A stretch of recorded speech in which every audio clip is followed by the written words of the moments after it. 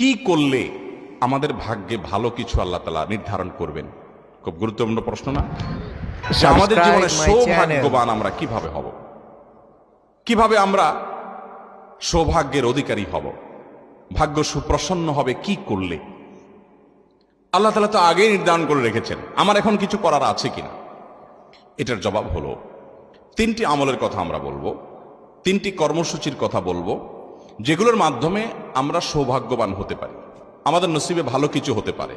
আরো অনেক আইটেম আছে, অনেকগুলো পয়েন্ট আছে, আমি শুধুমাত্র মৌলিকভাবে তিনটির কথা বলছি। সর্বপ্রথম কাজ হলো আল্লাহর প্রতি ঈমান আনতে হবে, আল্লাহর আনুগত্য করতে হবে, আল্লাহর দাসত্ব এটা আমাদেরকে করতে হবে, আল্লাহর আদেশ নিষেধগুলোকে মেনে চলতে হবে। আমার রব, আমার সৃষ্টিকর্তা, যার কাছে আমাকে ফিরে যেতে হবে। ইন্না লিল্লাহ, নিশ্চয় আমরা সবাই কার?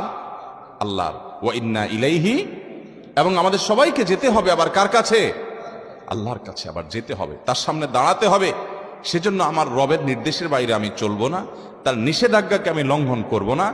এর মধ্যে আমার এই জীবনের প্রত্যেকটা ক্ষেত্রে আমার কল্যাণ নিহিত, আবার এর মাধ্যমে আমার অনন্ত অসীমকালের যে যাত্রা তার কল্যাণও পরিপূর্ণভাবে নিহিত। মোহতারাম।